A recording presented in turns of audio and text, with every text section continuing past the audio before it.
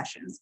Out of all of the slideshows and presentations and graphs, I thought the Q&A was actually the most helpful because once again, I think a lot of these questions that the counselors are asking are questions that you as parents also have. So one of the questions asked was about the personal insight questions, and that's what the UCs refer to their essays.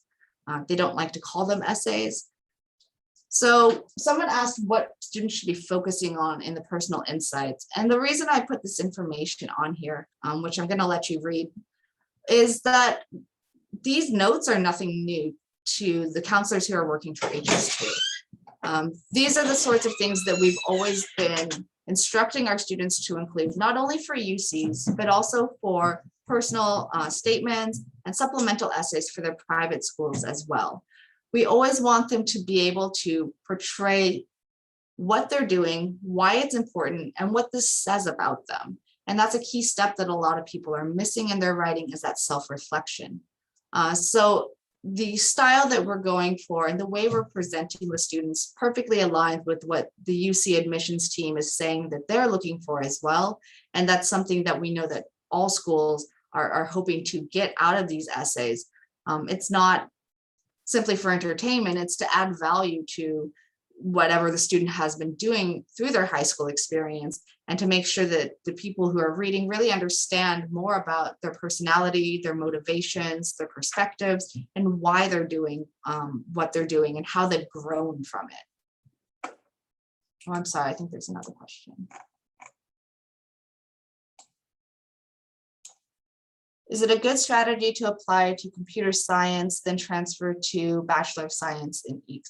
If you're trying to do that at Berkeley, it's nearly impossible. So I assume that's what you're referring to, is the CS in Letters and Sciences, and then the EECS in the College of Engineering. So it really isn't going to, it's going to be extremely difficult. You would want to pick the program that best matches you to begin with. Although, to be fair, most CS programs that are not in the College of Engineering are still going to have a lot of the same internship, job opportunities. A lot of the curriculum is overlapped.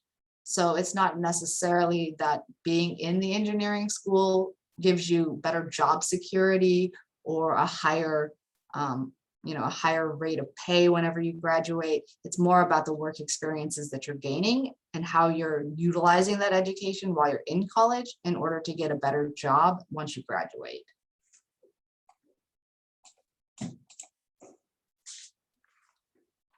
Undeclared majors. So we did spend a lot of time on majors, and I'm kind of surprised nobody asked, like, why don't we just not pick a major? So the UC said, applying undeclared doesn't negatively affect your application review. It doesn't count against you. But when we think back to those 13 admission criteria, the courses and activities need to be within context of the student's abilities and their interests for a specific area. So that specific area is typically referring to their major. Again, engineering, more STEM focused, or political science is going to have more, obviously, politics and humanities that they want to see. So we want to help direct the admissions readers toward a student's particular strengths. So if we indicate a major, that makes them zero in on the grades or the activities that we really want to highlight, versus saying, I'm undeclared, everything's equal, take what you will. It also helps us guide the students in writing their personal insight questions. That way they can talk about their interest in a specific class or an activity, and that's providing that support that they needed to see in the 13 admissions criteria. Finally, undeclared is one of the most popular majors. It says 20% of UC applicants, but 50% of students apply undeclared nationally. So it's not necessarily advantageous. We really lose that major specific admission strategy by going undeclared. The big thing I wanted to focus on is the 80% of people who change their major at least once during their time at a UC. It's a similar number for private colleges as well. So when we're choosing majors with your student's not choosing their lifetime career path. They're just picking the major for their college application. And again, if it's within the same college, within the university, it's relatively easy for them to adjust that major. If they want to apply with civil engineering and then realize later, no, I really like aerospace, that transition is not too difficult. A little bit more about undeclared majors, just that if this is from UC San Diego, and someone asked, if you have undeclared, can you then just declare computer science? And they said, no, moving forward, you have to apply to it directly, or you're not going to be able to do that major. And we're going to see this more with the impacted majors or the most popular majors, where you have to apply to it originally. So we can't subvert the admissions office by getting in with undeclared and then ultimately choosing something that's more difficult or a direct major. And then the other point to make on this slide is just restrictions for registration. It did say that students who have priority registration for certain classes are the ones that already have a major, because they need to take those courses to fulfill the major and graduate on time, versus undeclared people who are just testing out classes to see what they might like. An example is at UC Santa Barbara, the non-engineering students are not allowed to take any of the engineering classes. So those are reserved only for students within the major.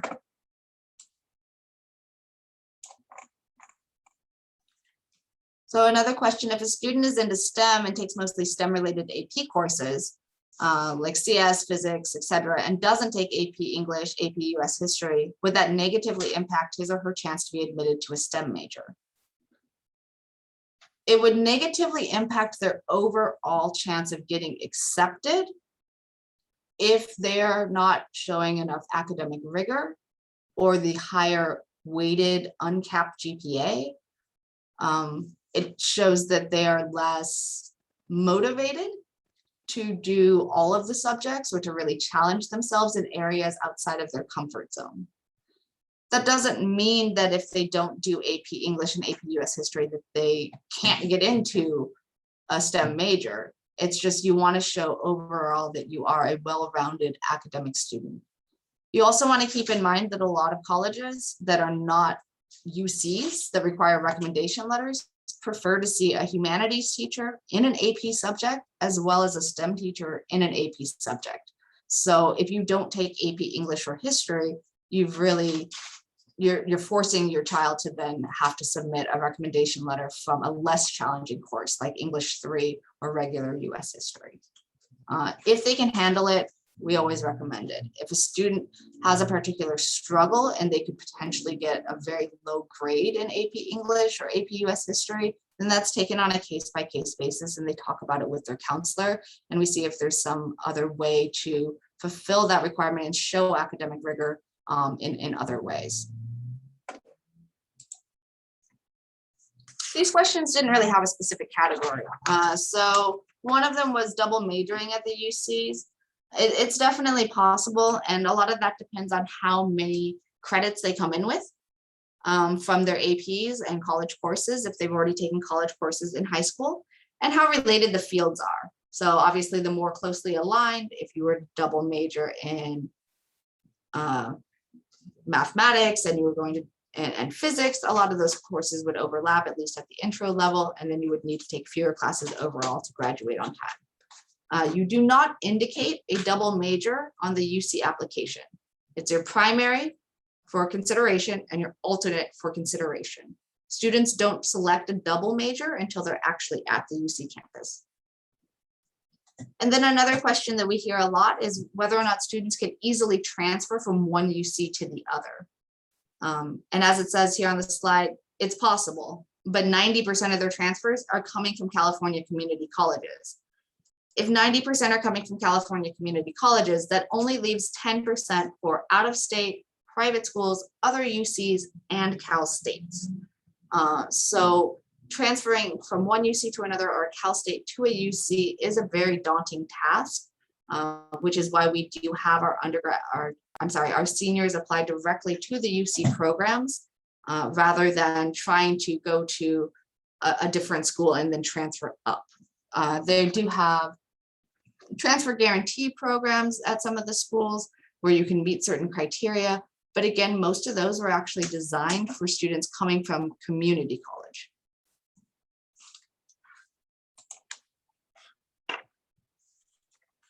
GPA. So this is what I believe there was a question on quite a bit earlier about the different types of GPAs and how they're calculated.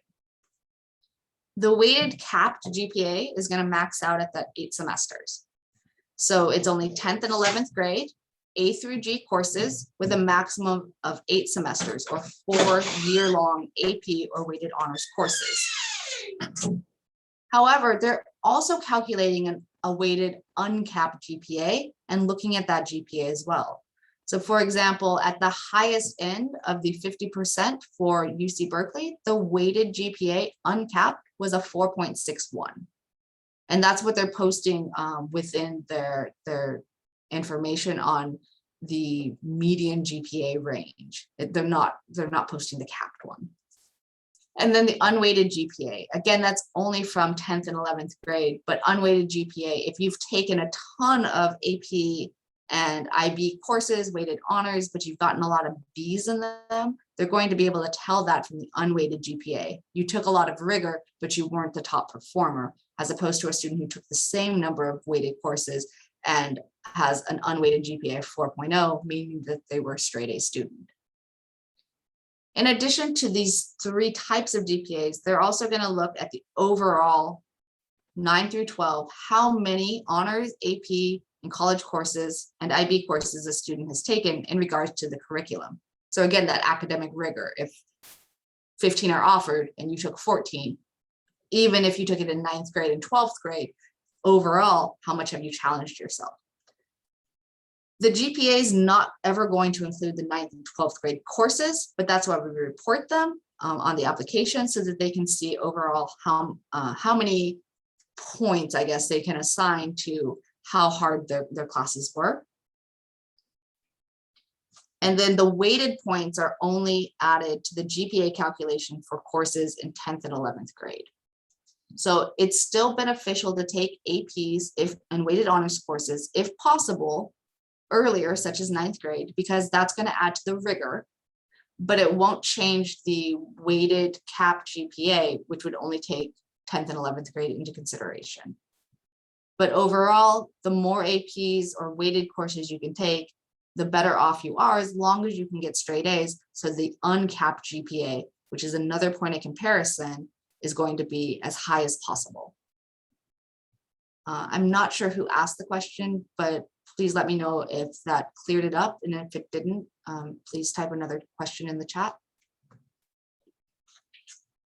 And then if a student got pass grades in one of those weighted courses, an honors or AP course, are they still going to get the extra point to their GPA? And they did confirm the additional points will be added in. So if for any reason they were to get a C or a D and they changed it to pass in AP US history, they're still going to get credit for that extra point for taking the honors class. The pass grade just won't be calculated into their full GPA calculation.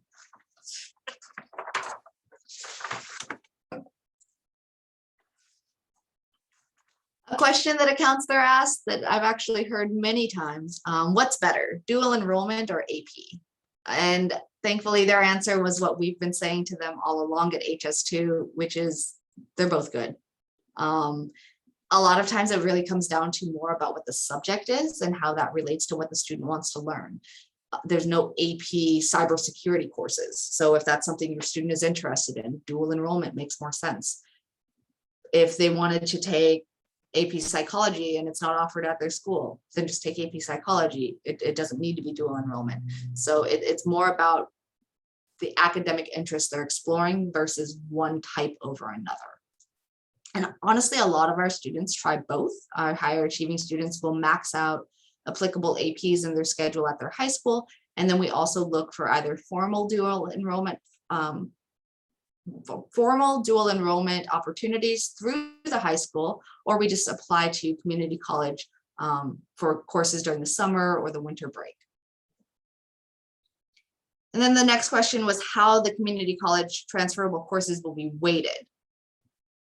So although a one semester college course content is equivalent to a full year in a high school course, when they calculate the GPA, they're taking one college course is one grade and one honor. So if you take a college one semester class and earn an A, they're adding one A at 5.0 points to your GPA. They're not adding two A's as if it were a high school course and you receive grades both semesters. So they don't double it.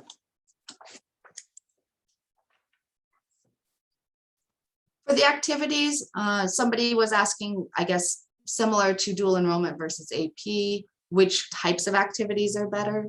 And they did confirm there's no preference for any particular kinds. Again, they do want to see activities that are related to a specialty or a project, or again, that usually equates to a major.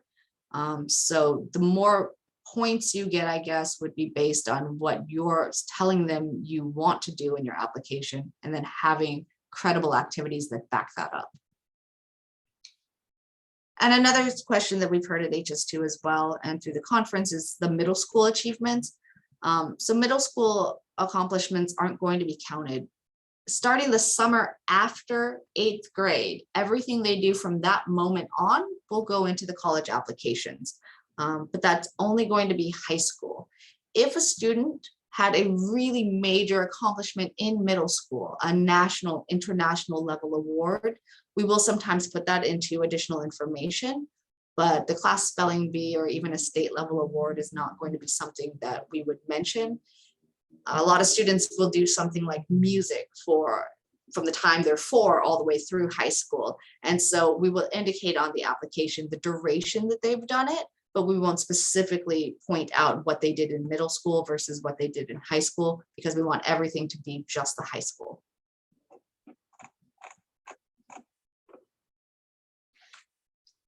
The 4.61 weighted GPA, is that a maximum or minimum? So that was the maximum of their 50% range. So I believe the range, I didn't write it down, I'm sorry. I think it was 4.24 to 4.61 was the range for their accepted students of the uncapped weighted GPA. One more GPA question. A maximum of 8 semester points in 10th and 11th. If 10th grade takes 3 APs and 11th grade takes 6 APs, how to report the capped GPA? Well, the great thing about their complicated system is we don't have to report it. It auto-calculates in the application itself. So we help our students copy in the classes, the appropriate classes, and the exact grades that they got. And the UC calculator will actually do that cap for them, but it'll also do an uncapped as well as the unweighted GPA. We don't self-calculate. We don't have to report a specific number. It's all going to be done through their system. And the GPA they calculate may vary from the GPA that's on the student's high school transcript. So some high schools, for instance, will say all honors courses are weighted. English 1 honors is worth 5 points. The UCs have a system where the all California high schools have to submit their curriculum, and they determine what gets weights and what doesn't. So biology honors is usually not weighted.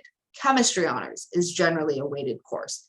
I don't know their exact qualifications or criteria, but they base it on the actual content that's being taught in the course for that specific school. So chemistry honors may be weighted at one school, but not at another one. As counselors, we always check every high school through the UC program to make sure that we have assigned the correct weights to give them an approximation of how the UCs will view their GPA. The UCs do not have students send a copy of their official transcript until after they've been accepted and plan to attend. So that's why we make sure the app matches their transcript, and then their auto calculation for the GPA is the one they use. They won't be using the GPA that's recorded on the student's transcript.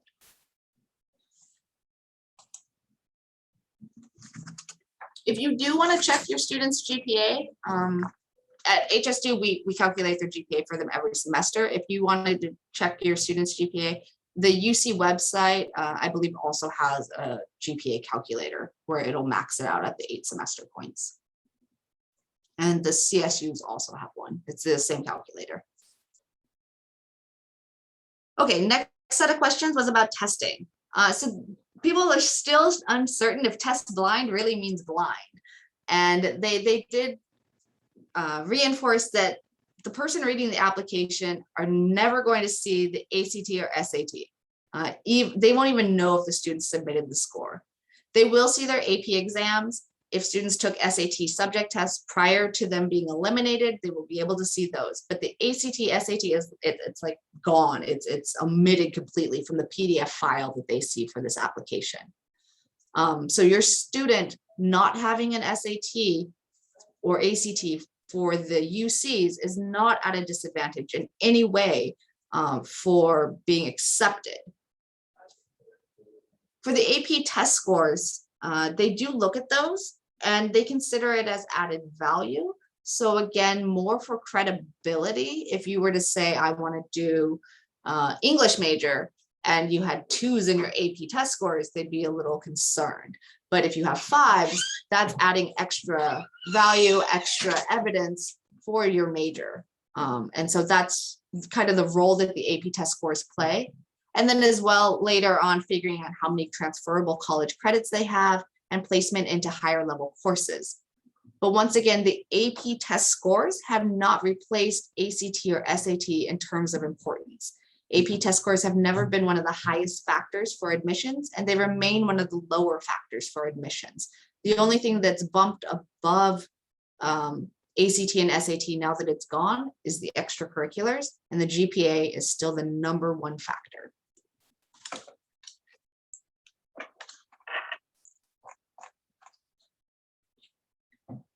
The next question on GPA is, will a 4.75 GPA be overqualified for UC due to the yield concerns? Not necessarily. There's definitely going to be outliers to the 50% range that they had provided. So a student with a 4.75 would still potentially be able to get into Berkeley, LA. A school like UC Irvine most likely would not want to accept a student with a GPA that high because in all likelihood, they're probably not going to attend. But the higher level UCs would definitely still be happy to accept students as long as everything else on their application was as outstanding as that GPA. And then the final set of questions was the reviewing of the application review. So they did ask about territory managers, and that would be people specific to our area if they read the applications for the region. And they did confirm that that's the way it works. So it's a territory manager who has a team of app readers. Because it's broken down by region, that means students from the same high school are being compared to one another. It's not that someone's reading about a Cerritos High School student and then everyone else they're reading about is from vastly different areas of the globe. It's more students within our region, within our same high schools, our same cities, our same area of Southern California. So again, it's important for students to realize that the students at their school are their competition, and that's really who they need to make sure that they're coming out ahead of in terms of admissions for the UCs. And then this is something that a lot of students have asked. So how long do they spend reading my application? Unfortunately, the students are spending, anywhere from 15 to 20 hours writing their personal insight questions to really give that reader the best view of themselves humanly possible. And they said, they spend about 5 to 15 minutes total on the applications.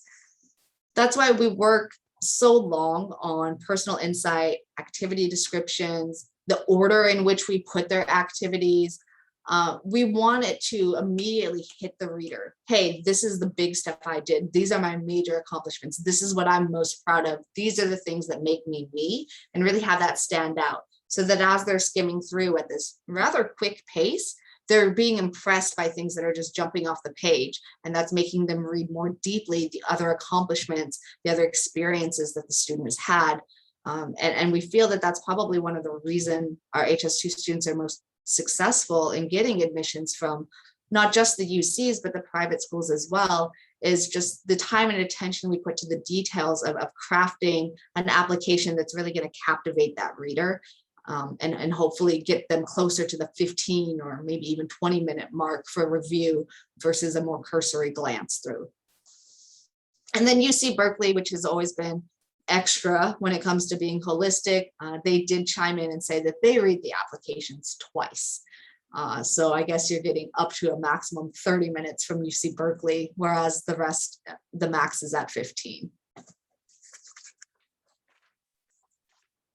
That was a lot of info. So I just want to do a quick recap of the most important things that I took away from the UCs and that I hope that you will be able to take away as well. The overall acceptance rates are down.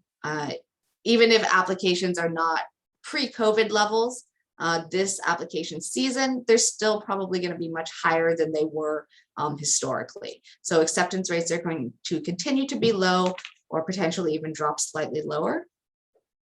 They are going to remain test blind. Even through fall 2024, beyond fall 2024, they want to still be test blind. They just aren't sure if they're going to look at alternatives. Students really need to differentiate themselves in other ways. So to get one of those coveted acceptances and to compensate for no testing in place for them, historically, most of our students have done pretty well on standardized testing, and they no longer have that to rely on. So what we're looking to do for students is make sure they have more unique majors, really standing out by saying, I'd like to study geography, versus the thousands of people who are saying, I have to be an engineer. Making sure that they have better extracurricular activities. So a lot of students have used the excuse, oh, it was COVID, I couldn't do anything. They need to make up for that lost time. A lot of students were still very active during the time when we were online or at home, and they were making nonprofits. They were sewing, blankets and scarves for people who were in Afghanistan. They were doing things with their time to be productive and to contribute to society or their school. And so any student who was that productive at that point were continuing those activities, but people who were unproductive were trying to play catch up at this point. And then greater achievements. So you can never have too many awards. You can never have too many national level awards. This isn't just for the UCs, but this is also for the upper level private schools as well. They should continuously be striving to do more in terms of service. That's something that's looked upon highly at most colleges, as well as their strong extracurricular activities. So a STEM student can't just have STEM awards. They should also have some form of volunteerism or community-oriented activities that supply a little bit of a different viewpoint of them and sort of round out that activity resume. So a major is definitely preferable to undeclared. I want to reiterate, 80% of applicants change their major. So I'm telling you, we want more unique major options. And I don't want you to take away, oh, I don't want my child to be a geographer. That's definitely not the goal. We want your children to all have successful career options as well, but they can follow a career path through an alternative major, or they can simply change their major once they're inside the college, as do 80% of other applicants, other students. And then the final thing is that GPA is more important than ever. So if we had a pie chart in the past and we said GPA is 40% of the admissions decision, SAT is 30%, and then there's everything else, rec letters, activities, etc. Now our pie chart would be more that GPA is probably 45%, maybe even 50% of that decision, where activities are taking up 35 to 40%, and then there's everything else that is still factored in, APs, rec letters, etc., but have not been elevated in terms of significance with the removal of the test. There were a couple more questions. Will the high school calculate the summer community college course grade approved by high school counselor into any kinds of the GPA after the transcript? If yes, is college course considered to be AP, honor class, or regular? They will calculate the community college courses into the GPA, even if it's not on the high school transcript. They will have a separate place to report college grades on the application. And then they don't accept transcripts until you have accepted them and are planning to attend. Just a note on private schools, though, they also will calculate in community college coursework as long as it wasn't for high school credit. and you will send them your transcript. So they will have proof of it and they'll be able to recalculate. All college courses are always weighted as AP or honor level, as long as they're 3 credits or more. So anything below 3 credits is like a remedial or not necessarily full coursework. So as long as it's 3 credits or more, then yes, it's going to be weighted with a 5.0 scale. Is filling FAFSA still necessary if there will be no financial aid from a highish family income? It depends. If you're assuming that your income is too high, you might want to try doing a net price calculator at both a UC and a private school to see if it comes back with any amount. I've had some parents do it, and the net price calculator says, you know, the amount of financial aid you may get would be about $100. And they don't bother filling out the FAFSA. Sometimes it's surprisingly high.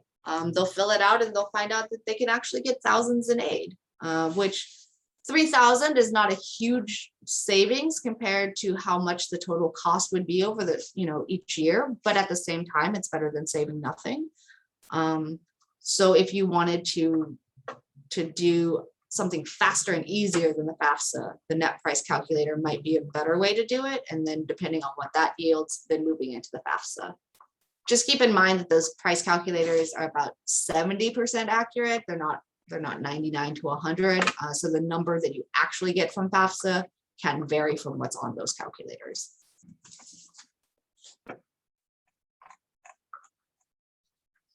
Says, but a community college course has to be UC approved to be able to be calculated into the GPA. The community college course has to fall within their A through G requirements. So if you look at a community course catalog and it says that it's UC approved, then that means that it will give you credit at the UC. If you're not certain whether or not it would be an A through G eligible because it doesn't have a UC approval, well, as counselors, we look it up on the UC website that explains which courses are accepted by them for A through G requirements, because it also has it for all California community colleges in addition to all California high schools. But you can always just ask the person when you're registering for that community college course whether or not it's A through G eligible. But yes, it does have to be A through G. It can't be a random course that falls without their guidelines. But the last section G is elective. A lot of courses actually fit within that section. I recently had a student who did a first aid CPR 3-credit college course, and that actually fulfills UC section G. So that course was super easy for her, and she now has an A and the 3 credits that are going to go into her GPA calculation. And she can save a life. Maggie says, I didn't take any art class, but passed the AP music theory exam with a score of 4. Will it satisfy the A through G requirements for art? I do believe a 4 is a passing score. Yes. So you would be able to be exempted from the art course through the AP score. Does FAFSA help with getting scholarships? FAFSA is money from the government for people who have low income. If you file FAFSA, your college is aware that you're low income or in monetary need, and they may give you institutional scholarships to help offset the cost of attendance.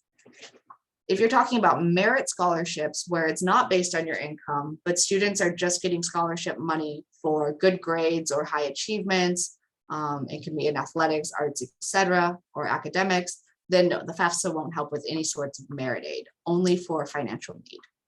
And the FAFSA directly would provide government money in the form of loans or grants. Typically, the scholarships are from the institution itself. The financial aid calculator. So if you go, you can Google search financial aid calculators. You can put in UC Berkeley financial aid calculator, or you can put in UC Berkeley cost of attendance calculator, net price calculator.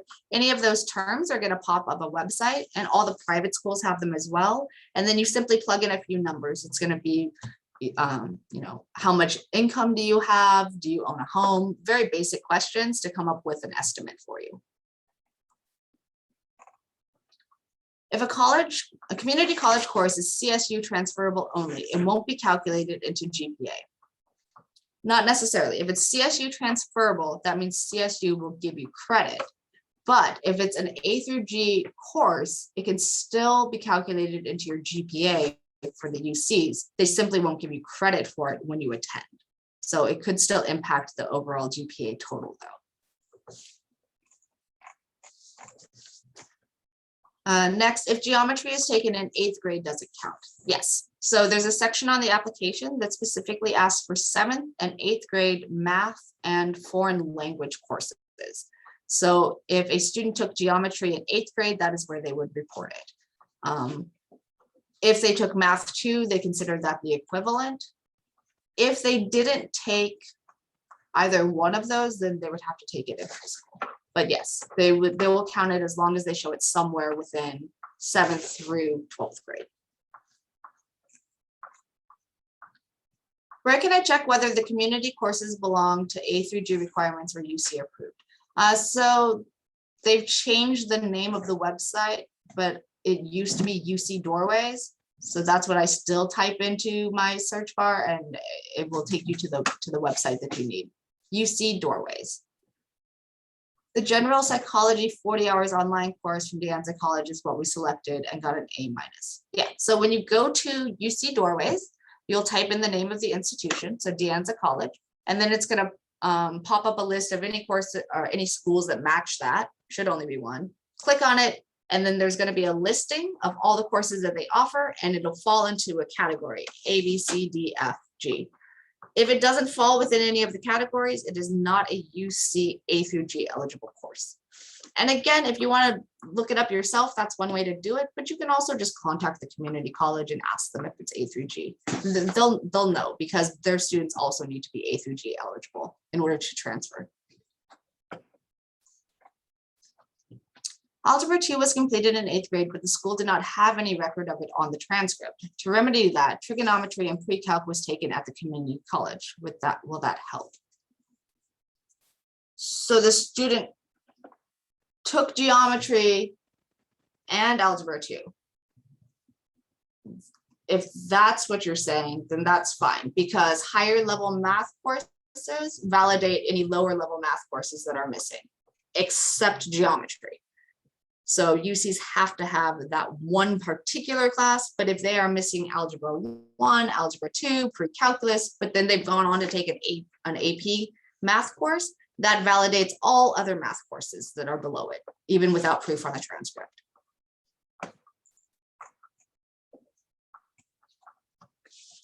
Wait, I'm sorry, they took geometry in the fall and algebra 2 in the spring. They only have one semester of geometry. They're going to need the second semester of geometry then. If the transcript doesn't indicate algebra 2, but it says geometry for both fall and spring, then leave it. Just report it that way so that they've met the requirement, and all of the higher level math that they've taken will validate the algebra 2, and they won't need to redo anything. Yes, perfect, Jan. So leave it as geometry. That's how you're going to report it on your app, because algebra 2 can be missing, geometry cannot be missing. So don't say anything about the school record. Just go with it. It's exactly the way you want it. I don't think your student wants to go back and take second semester geometry. Maggie asks, will CSU system also take AP music theory exam to fulfill the art requirement? I would have to double check on that. I think they do. I think it's the same exemption through testing, but we've always used, I think it's the same.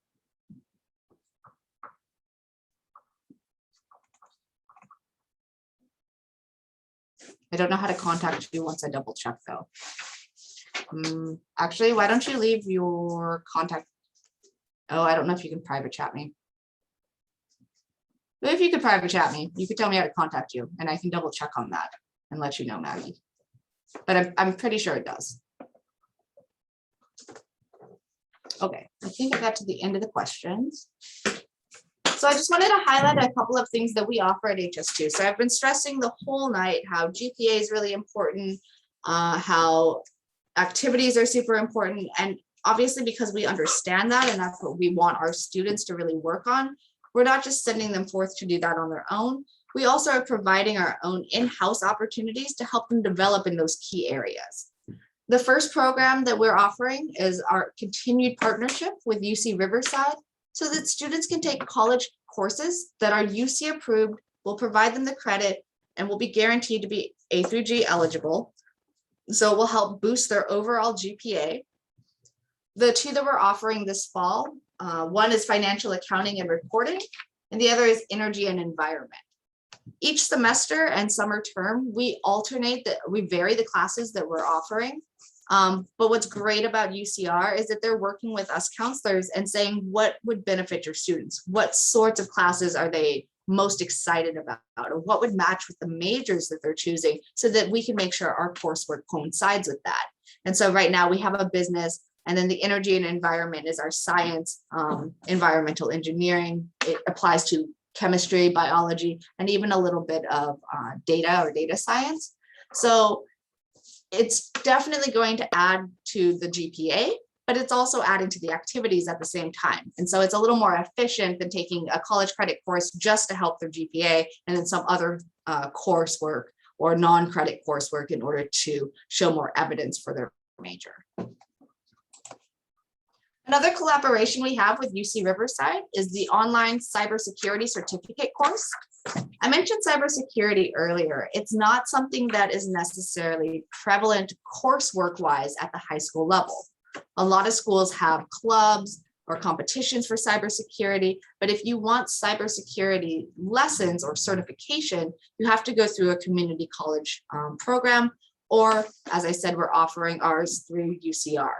So this class is only a couple hours a week, and it goes for 10 weeks. And by the end of it, they will have a full certification. And if you look at the bottom, it's going to cover all the basics of cybersecurity and then specific methods to analyze malware.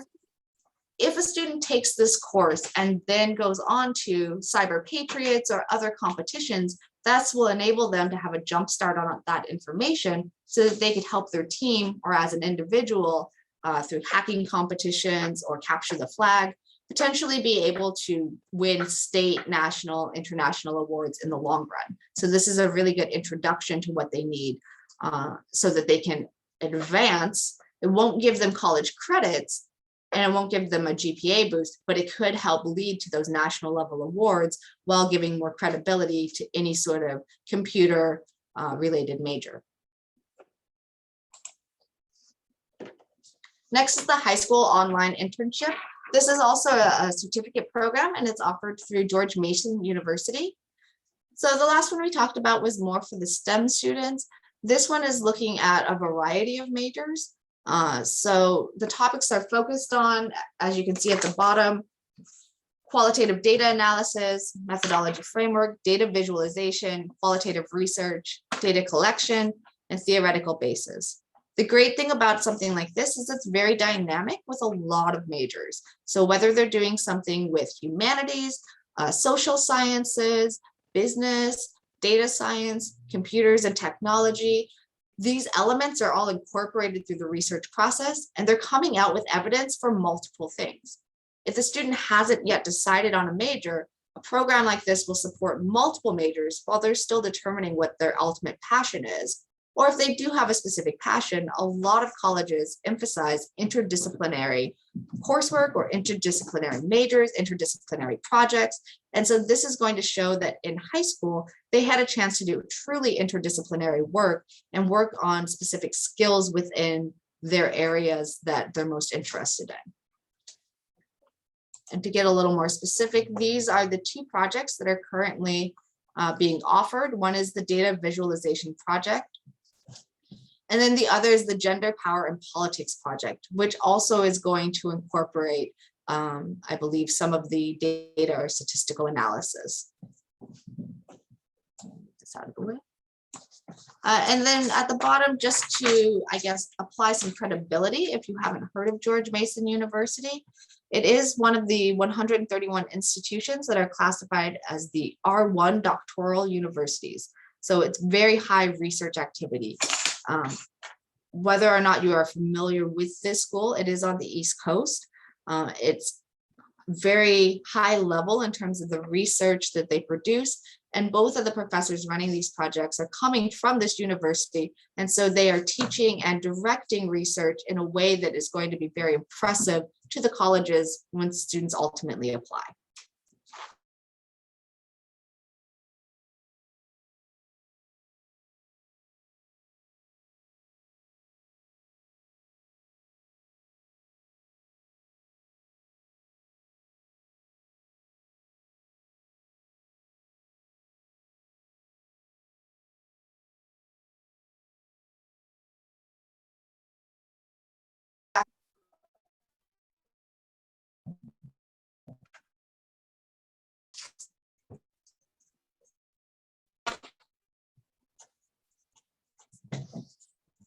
Okay.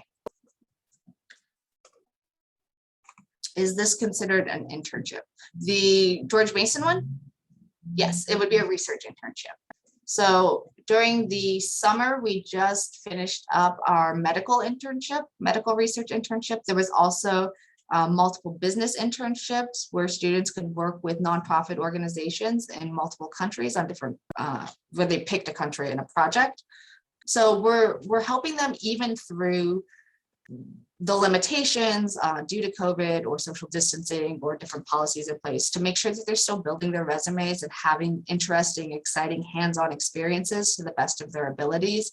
Having internships on their resume makes it easier to get more internships. As adults, we realize you don't get hired if you don't have any work experience. It's the same thing, same theory for our high school students. If they can get an internship through our program and then later apply to an internship with Stanford, they have a leg up because they can show, I've already done this work, familiar with high college research or with working for a professional company, and this is what I've learned and done with them. Now I'd like to contribute those skills to you. The internships and certification programs, as well as the college courses, change every semester. So students who have previously done the program are still going to find something new and interesting. And like I said, we do try to always match up the internship and programs we're offering with the majors or the activities that are most popular amongst our students. The time commitment each week, are you referring to, I only put the duration. Vicky, can you double check and let me know what the time commitment is for the George Mason? I'm sorry, I don't have that number off the top of my head. And then if Vicky doesn't supply the answer by the time I get to the end of the questions, I can look it up on a separate screen. For senior students, is it too late to participate in the internship offered? Absolutely not. So most of our internships are starting this month. So that means that they are still going to have something to put on their applications before they apply.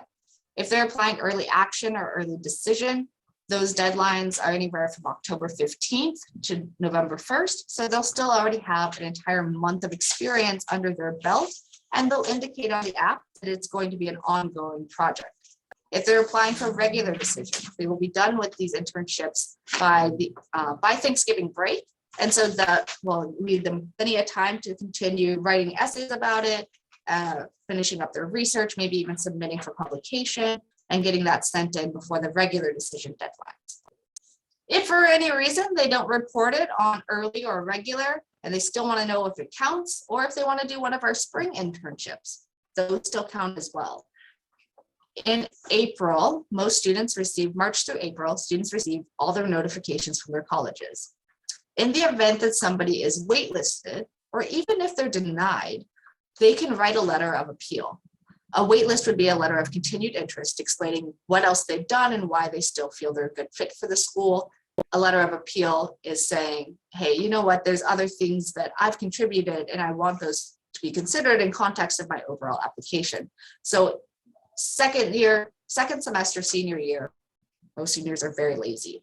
And when we try to write those appeals or those updates, they've done very little. So at HS2, we warn our students before they go on that holiday break, right when they're finishing up their apps, you still need to strive to be excellent. You still need to pursue internships, competitions, new activities, strengthening the activities you already have. Because when we go back to the appeals or the waitlist process, we want to make sure that they are coming out even stronger than the original application that they presented. Clearly, if that original application was the strongest possible, they probably would have been accepted. And so they need to add new, more compelling information. One way to do that is to have something like an internship all the way through or multiple internships into your senior year. Okay, I think that's the end of the question. So let me actually look up really quickly for you. While I'm looking up the information on the weekly time commitment for the internship, if anyone else has questions, if you want to type them into the chat. And I do want to mention that more details about each of our fall programs can be found on our website. If you go to hs2academy.com, there's a section for programs, and then you can actually click directly on the fall programs that are being offered to learn more about any of the ones I've just mentioned. It is loading.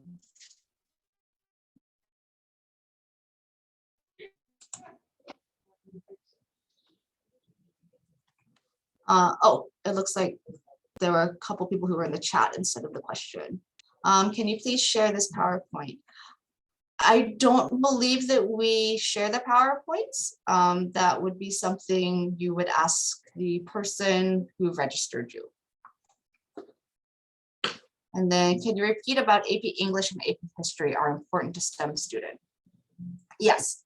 So AP English and AP History are important to all students if they are trying to have the most impact with their weighted uncapped GPA and showing the most academic rigor overall. So while you don't need to know AP US history in order to be a good mechanical engineer, you do want to show on your application that you have taken the time to challenge yourself in all areas versus just sticking within your comfort zone of only math and science. It gives your overall unweighted GPA a boost. That's how you're going to get to a 4.6 or 4.75. The unweighted courses, CP or unweighted honors, are going to drag down your weighted GPA because they're only worth a maximum of 4 points. So the more you take mathematically, the worse your GPA is going to be for the weighted. The other thing that I mentioned about the AP Humanities courses is a lot of colleges, private schools, not the UCs, they prefer to see two types of rec letters, or two different teachers, one from STEM, one from humanities and social science. So if you only produce letters from one type, then you're not showing that you're a well-rounded individual who can handle a lot of different types of academic challenges. Some colleges go so far as to demand or require that the other recommendation letter must be from a humanities or social science teacher, most notably Tech and MIT. You cannot submit only STEM letters of recommendation. So you still want to have the AP level coursework so that an AP teacher can attest to your students' abilities in the junior year class and with a class that's that difficult. Okay, so I did double check for the George Mason University internship. The first 2 weeks, the schedule is Saturday from 9 a.m. to 11 a.m. And then the next 8 weeks of the internship will be arranged by the instructor with the student. So it seems to be more flexible scheduling after that, but the training will be 2 hours per week for the first 2 weeks. Posting the recording to YouTube. Again, I'm going to deflect that to Vicky. I believe she does, or she has someone who puts it up there. I'm not personally responsible for that, but I think that's where it ends up. All right, if took weighted honors US history, didn't take a push, is it weakened? No, as long as it's a weighted course, it's not weakened. So you're still helping your GPA with the 5 points. You're still showing that you took an academically rigorous course. And that's probably the best case scenario if your student doesn't want an AP US history, is to not take a regular one, but a weighted honors course in history if it's offered through your school. Can the recommendation letter be from 10th grade or does it have to be from 11th grade? Most colleges stipulate that they do prefer more recent teachers. So that's going to be 11th or even 12th grade teachers. 12th grade teachers don't really know the student for very long before early action and early decision recommendation letters are due. So that's why we typically will go back to 11th grade instead. Due to COVID and online school, if a student didn't meet their 11th grade teachers in person ever and had difficulties establishing relationships with them because of virtual learning, the colleges have been a little more lenient with taking 10th grade recommendation letters, but in general, they do prefer to see something that's more recent.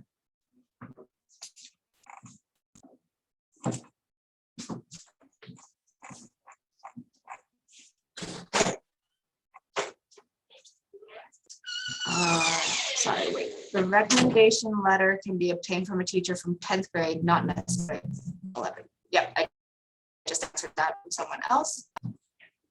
Can my cross-country coach submit a recommendation letter? So Maggie, if the cross-country coach teaches you for an academic subject, he can submit it as a teacher rec. So he would say, as both her teacher in this subject plus cross-country coach, I can tell you all about Maggie. If your coach doesn't teach an academic subject, then he would be considered an additional recommendation or an other recommender. Some colleges will accept 1 or more. Some colleges will accept 0. It's going to vary by institution. Anyone in the other category can speak on your behalf from anything. A coach, an outside instructor, an arts instructor, an internship employer, a volunteer coordinator. So the coach would definitely fall under that category if he doesn't fall under the teachers. And then in terms of how many recommendation letters you could submit, that varies by school. So some colleges will require a certain number of teachers, some will require 0, some will allow you to submit optional teacher letter of recommendation, so extra teachers beyond the requirements. As I mentioned, the additional letters of rec, that can vary widely. If you're applying to schools mostly on the common application, it's going to outline it in the description of each college on the main page, what recommendations they require, what they accept. So that would be a great place to reference the information all in one spot. Or you can go to each individual school website and look at how to apply, and it'll tell you, it'll tell you specifically their guidelines for recommenders. Okay. So I think we might be at the end. Have I answered everything? I think some people were posting the questions in the Q&A and the chat. So I'm just going to double check. Someone asked can you also offer a session talking about non-UC schools? Yes, absolutely. I'm not entirely certain what the seminar schedule is coming up, but we do offer a variety of seminars fairly frequently, and we're always changing the materials that we provide. Like I said before, the UC conference is happening right now, so this was pretty timely info, but the majority of our presentations don't focus solely on the UC system. It'll either be about private school systems or the Ivy Leagues or essays or testing, just a big broad range of topics to answer a lot of different general areas of admissions. Okay, so if that wraps up everyone's questions, then I just want to thank you for joining. Maggie, I've got your contact. I will let you know. And for everybody else as well, thank you for attending, and I really appreciate your time. I hope you all have a great night. Thanks, Jen. Thank you.